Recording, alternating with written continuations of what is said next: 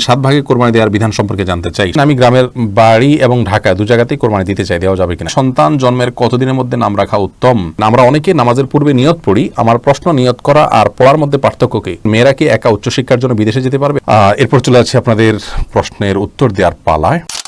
সুজাত হোসেন জানতে চাইছেন, আমি গ্রামের বাড়ি এবং ঢাকা দু জায়গাতেই কোরবানি দিতে চাই, দেওয়া যাবে কিনা? যাবে, কোনো অসুবিধা নেই। এক লোকের একাধিক কোরবানি হতে পারে এবং একাধিক জায়গায়ও কোরবানি হতে পারে। মুস্তাফিজ মাহমুদ জানতে চাইছেন, সন্তান জন্মের কতদিনের মধ্যে নাম রাখা উত্তম?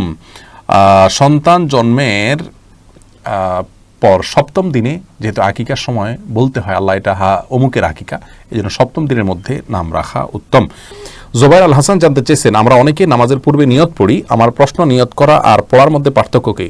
নিয়ত করা এটা অন্তরের কাজ, অন্তরে করা যায়, অন্তরে পড়া যায় না। পড়া এটা মুখের কাজ।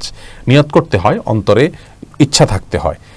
নিয়ত করা মানে ইচ্ছা করা, এই ইচ্ছা করাটা অন্তর দ্বারা সম্পাদিত হয়, মুখে এটার উচ্চারণের প্রয়োজন নেই। রিফাত রহমান জানতে চেয়েছেন, মেয়েরা কি একা উচ্চশিক্ষার জন্য বিদেশে যেতে পারবে? না, একা মেয়েরা উচ্চশিক্ষা কেন, হজের জন্য মাহরাম ছাড়া বিদেশে যেতে পারবেন না। নবী করিম সাল্লাল্লাহু আলাইহি ওয়াসাল্লাম বলেছেন, লা তুসাফিরুল মারআতু ইল্লা মা'যি মাহরামিন, কোনো মহিলা মাহরাম ছাড়া সফর করবে না। এটি মহিলার নিরাপত্তার জন্য, নারীর নিরাপত্তার জন্য। আজকাল হয়তো নিরাপত্তার অনেক ভালো ভালো সিস্টেম বের হয়েছে, তারপরও তার প্রাইভেসি, তার ব্যক্তিত্ব, একজন মেয়ে অসুস্থ হয়ে গেলেন, অন্যরা তাকে কোলে করে নিলেন অথবা তাকে ধরে আপনার নিরাপদ জায়গায় নিলেন, এটির চাইতে তার নিজস্ব কোনো ব্যক্তি যদি সাথে থাকেন সেটা তার জন্য নিরাপদ। নারীদের বিষয়টা আল্লাহ তাআলার কাছে এরকম স্পর্শকাতর যে একজন পুরুষকে দারোয়ানের মতো করে, তার গার্ডের মতো করে তার সাথে থাকাটাকে বাধ্য করে দিয়েছেন আল্লাহ রাব্বুল আলামিন। এই জন্য এটি জায়েজ নয়। আমার যতটুকু মনে পড়ে আল্লামা আলবানী রাহমাতুল্লাহ সহ কোনো কোনো আলেম এটাকে জায়েজ বলেছেন, কিন্তু তাদের কথা গ্রহণযোগ্য নয়, কারণ জমহুরের কথা এর বিপরীত এবং সেটি শক্তিশালী যে মহিলারা একা একা সফর করবেন না। এরপরের প্রশ্ন দেখতে পাচ্ছি, জাহিদুল ইসলাম সিয়াম জানতে চেয়েছেন, 7 ভাগে কোরবানি দেওয়ার বিধান সম্পর্কে জানতে চাই। 7 ভাগে কোরবানি দেওয়া যাবে, গরুতে, ওঁটে, কোনো সন্দেহ করার সুযোগ নেই। এটি সারা বিশ্বের প্রায় সকল উলামায়ে কেরামের মত।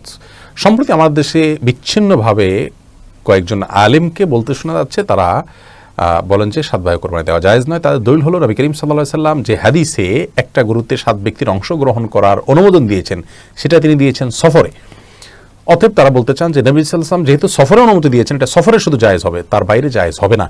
তাদের কথা এই জন্য গ্রহণযোগ্য নয় যে মাওরিদ খাস হুকুম আম হয়ে থাকে, এটা একটা মূলনীতি।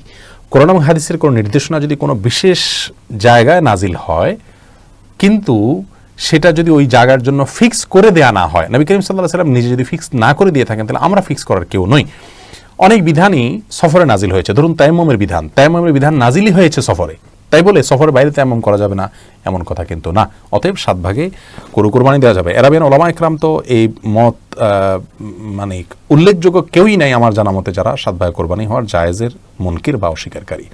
অতএব দিতে পারেন, কোনো অসুবিধা নেই। যে সমস্ত ওলামায়ে কেরাম দ্বিমত করেন, ওনারাও কোরআন হাদিসের ভিত্তিতে ওনাদের গবেষণা আলোকে দ্বিমত করেন, তাদেরকে নিয়ে উপহাস করার কিছু নাই, আলিয়াজ বিল্লাহ, এটা গুনাহ হবে।